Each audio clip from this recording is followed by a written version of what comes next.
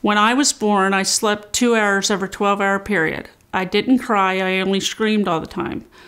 I was the middle child with an older sister and a younger brother. My older sister, Lynette, was the responsible one. My younger brother, Richard, was the goof-off.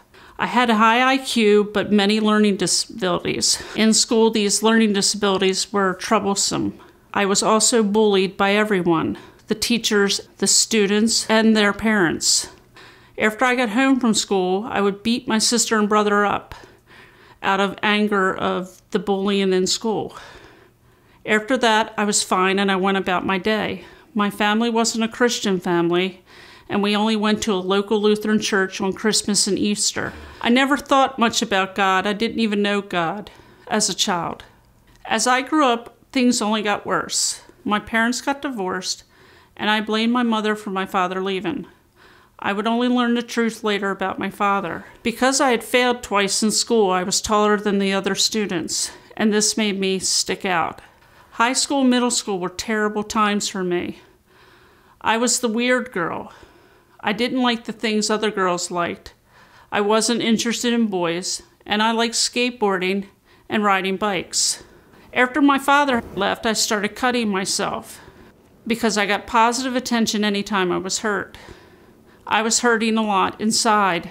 My father got saved and became a Christian. During our visits, he would take us to church. I hated going to church because it was too slow and boring, and I didn't pay attention to what the pastor said. I couldn't sit still for long, and I just found everything boring about the church. In middle school, I got a camera. I loved it. I would photograph everything around me. I started using the camera to reveal what was hurting inside, and I was hurting a lot.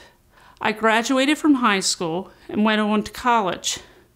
In college, I was diagnosed with bipolar and Asperger's syndrome. This gave me an answer to why I was so weird, but it wasn't comforting. During college, I lived with my sister and brother-in-law. They were Christians and a member of a local church. One day, I met a family from this church. I loved playing Legos with Michael, who was 5, and Justin, who was 3. Michael would ask me a lot of questions, like if I was a Christian, why I didn't go to church, and things like that. He asked and asked. I decided to go to church.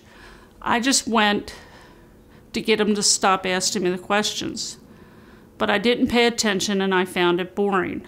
I graduated college, and after college I ended up in the hospital for psychiatric problems 3 times.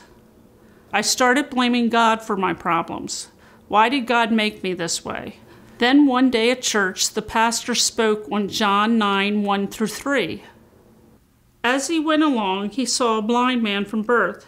His disciples asked him, "Rabbi, who has sinned, this man or his parents, that he was born blind?"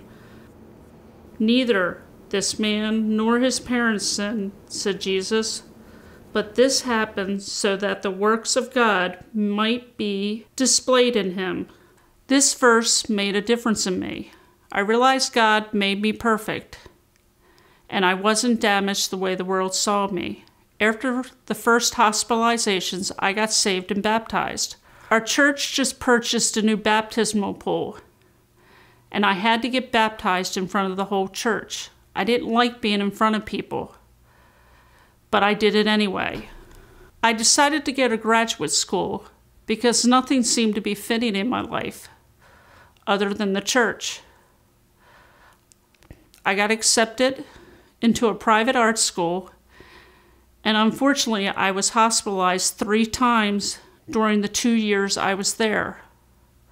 I did graduate on time, and I received an MFA in photography and digital imaging in 2005.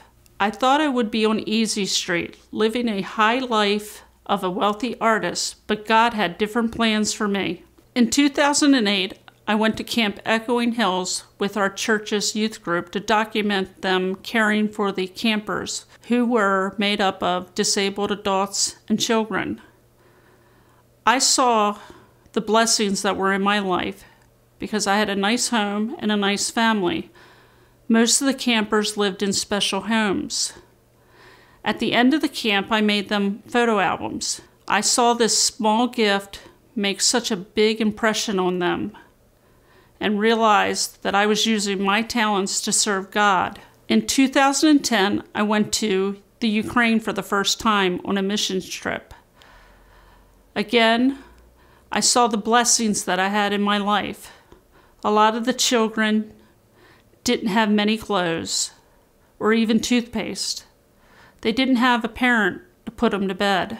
I used my photography again to bring joy in their life. I took photos of them and gave them albums.